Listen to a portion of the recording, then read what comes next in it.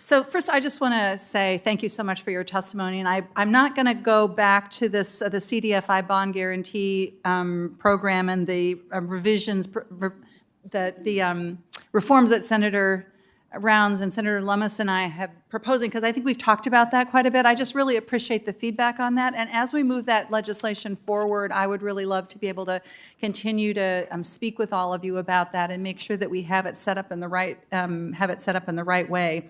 Let me ask a question specifically about the Native CDFI relending pilot program. So this is the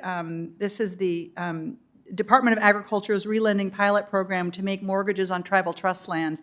And we've had a chance to hear about how challenging that is, particularly if you don't have any experience.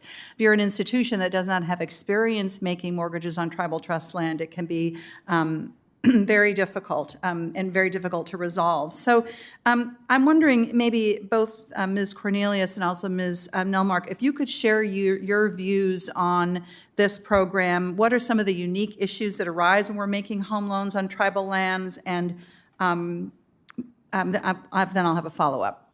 So Ms. Cornelius, would you like to go first? And Yes. get ready, Ms. Dossman, because I have a question for you next. As we know, the complexities of tribal trust land and being able to mortgage or have mortgages within land has been created very many barriers for our tribal communities for generations upon generations. So I think with the relending program, this number one is very, very innovative, and it's looking to address an issue to really create home ownership within our communities in a measure that understands the complexities of trust land and allows for future mortgages. So all in all, I would say it's a wonderful program. It's beyond time that we had a pilot.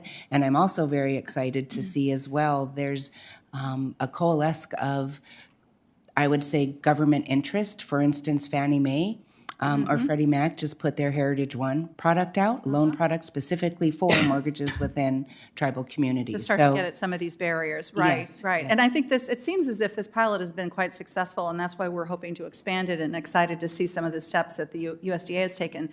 Ms. Nelmark, would you like to add to that? Yes, it is very helpful when we're able to use those. Some of the tribes don't have the codes in their regulations that allow for federal guarantees and federal direct loans to be used there. So if some leeway in terms of the flexibility with those regulations that are required to be able to use those on the reservations, that could be very helpful. And I think there is already some sample codes out there for tribes to use to consider, but it's their option to implement those rules. Great, thank you. Thank you. Ms. Dossman, I want to just sort of dive in a little bit on some of the work that you've been doing at the Neighborhood Development Center around Black entrepreneurship. And I have to say, as you know, I'm very familiar with your work, and your colleague Mike Tamale has been a longtime friend and ally of mine. And I think that it is sometimes difficult for people to understand, like, what are these barriers, and how specifically does an organization like Neighborhood Development Center break down those barriers? So that you're wanting to start a small business, for example. Just explain a little bit about what those barriers are and how you break them down. Absolutely. At a place like Global Market or other places that you are involved in. Absolutely, thank you, Senator Smith. We actually at NDC we looked at our data. And we noticed, just specifically for Black and Latino women, we noticed that they were not, they start in our training programs, they might not finish, they definitely might not go on to get technical assistance and wouldn't get a loan. And so we got curious about what was happening. Instead of making up stories, we did research and we talked to them. And we found out that it was a lack of support. It was a lack of them being able to build community amongst themselves, them being able to get just some more training and support. So we started a program called BLOCK, which is Black Latina Opportunity to Connect. And we started it, and we didn't have funding at first, and then we had people come along with us. We were now into our second cohort, and they get focused, dedicated training, and resources. And if we think about it, it's not that, like if you think about Marla, she's a graduate of Block, and it's not that these entrepreneurs don't want to do and that they don't care or any of that stuff. It's just giving them access to the opportunity. Right. And when you talk about development services, that's what you're getting at? Yeah, like from Yeah. the standpoint of giving them what we call technical assistance. So for these entrepreneurs, they have a coach and they have a business development coach, and then they can work with each other because it's really important for them to be able to build community. And so that's what we found. And by doing that, then now they're completing their business And plans. they've got support. They have support. They're completing their business plans. They're going forward with the loan to And get access the to loan. capital. The access to capital. Yeah. And so and then it just works. And now they're together in this. And so we've seen great success with the first round, and now we've started a second.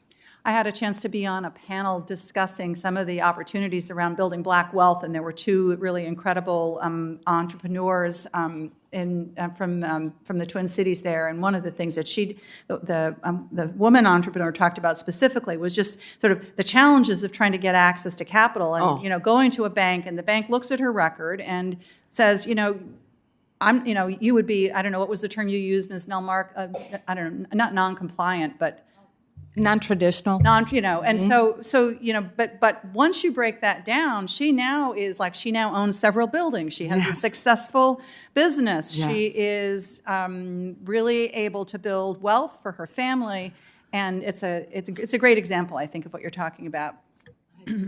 I agree, and it's that access, right? It's that access and ability to obtain the capital, and that's why CDFIs are so important, because the work that we do, it's not about your credit score, and it's not about how much collateral you're bringing to the table. It's truly about your commitment to the community, and that's what makes the difference. We believe in these entrepreneurs. We believe in their spirit and their drive, and so just to know that someone's there and walking along beside you and can get you what you need to do what you need to do. Right. And you're not waiting for them to fail. You're there to help make sure that they succeed. All the way. Thank you.